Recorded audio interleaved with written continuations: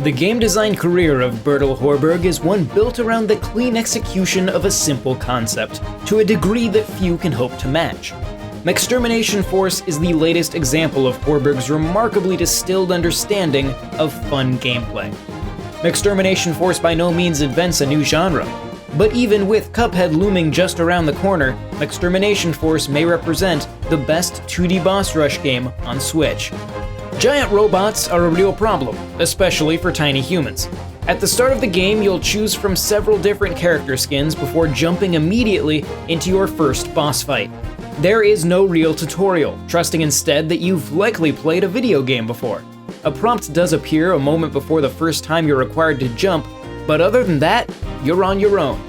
Ultimately, this serves to just get you into the game, which I highly appreciated. The odds of Mechstermination Force being the first run, jump, and shoot game you've played is unlikely, and they know that. After each boss fight, you're sent back to a central base. From here, you can talk to your compatriots, replay defeated bosses, and purchase upgrades. Replaying bosses allows you to earn additional money, which can be spent on new weapon upgrades, along with both permanent and temporary health upgrades. At the start, you'll be limited to a single weapon type, a machine gun style weapon. Despite being the base weapon, it doesn't feel underpowered. On the contrary, it will likely remain a go-to gun as you progress.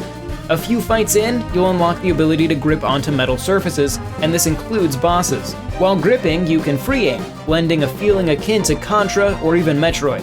This ability highlights what makes Mechstermination Force unique.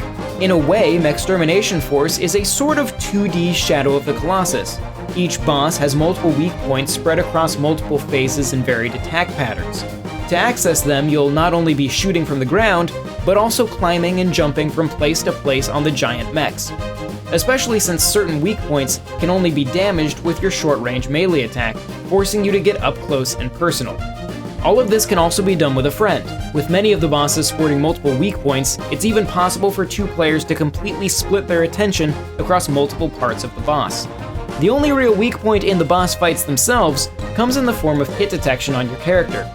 At times, the hit detection seemed extremely generous, as I gritted my teeth expecting death, only to have a shot seemingly pass right through me. Other times, I felt unfairly damaged by a hazard I thought I was well clear of. This stands in contrast to the game's otherwise tight responsiveness. If you've played Horberg's previous efforts in Gunman Clive 1 and 2, you'll recognize the excellence with which Mechstermination Force controls. While the mechs are all giant, you can choose to take them on via a big screen or shrink them down and play on the go. Either way, you'll be greeted by absolutely gorgeous art direction, performance, and sound. Mechstermination Force is a game built from the ground up for Switch, and it shows in every department. Where so many bullet-ridden 2D shooters can become a mess of effects, Mechstermination Force remains consistently clean and readable. Performance remains nice and smooth as the bullet hell becomes thicker and the bosses get larger.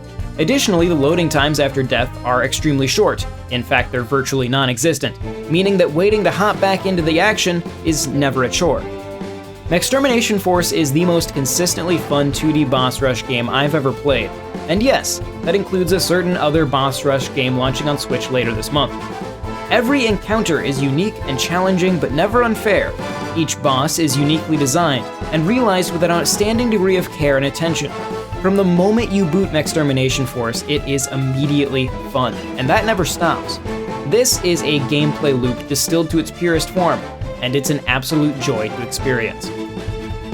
Thank you very much for watching, and if you enjoyed this video, consider subscribing to Nintendo World Report TV, and check out NintendoWorldReport.com for a whole lot more. If you want to support both this channel and our site, check out patreon.com/NWR. Want to chat with us? There's a link to our Discord in the description.